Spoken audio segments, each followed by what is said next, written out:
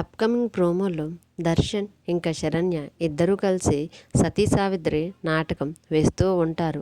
ఆ నాటకంలో భాగంగా దర్శన్ శరణ్యతో దేవి నా ప్రాణం పోతున్నట్టుగా ఉంది అని శరణ్యతో అంటూ ఉంటాడు. అప్పుడు శరణ్య అయ్యో స్వామి, ఏమైంది మీకు? నా ప్రాణం ఉండగా నన్ను వీడి మీ ప్రాణములను ఎవరు వేరు చేయలేరు అని దర్శన్తో అంటూ ఉంటుంది. మరోవైపు అనన్య యముడి క్యారెక్టర్లో ఉండి సావిత్రితో ఇలాగా అంటూ ఉంటుంది.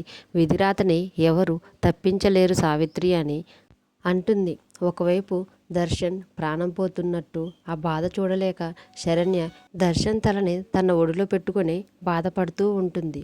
అప్పుడే అనన్య నీ భర్త తల నీ ఒడిలో ఉన్నంతకాలం ఈ యమపాశం నీ భర్త ప్రాణాలను తీసే శక్తి లేదు అని సావిత్రితో అంటూ ఉంటుంది.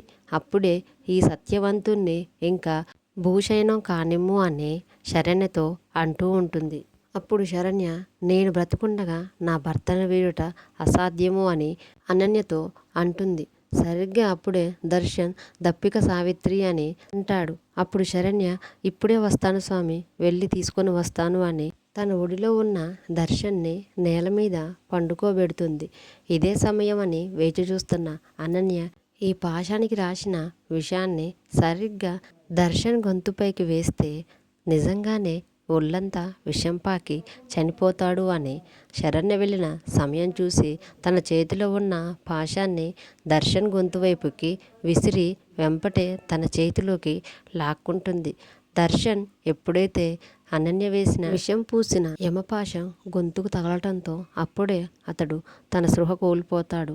అనన్య, ఆనందభైరవి అందరూ ఆశ్చర్యంగా షాక్లో చూస్తూ ఉంటారు. ఇంతటితో ఈ ప్రోమో అయిపోతుంది. అప్కమింగ్ ఎపిసోడ్లో ఏం జరుగుతుందో చూద్దాం. ప్లీజ్ లైక్ చేసి సబ్స్క్రైబ్ చేసుకోండి.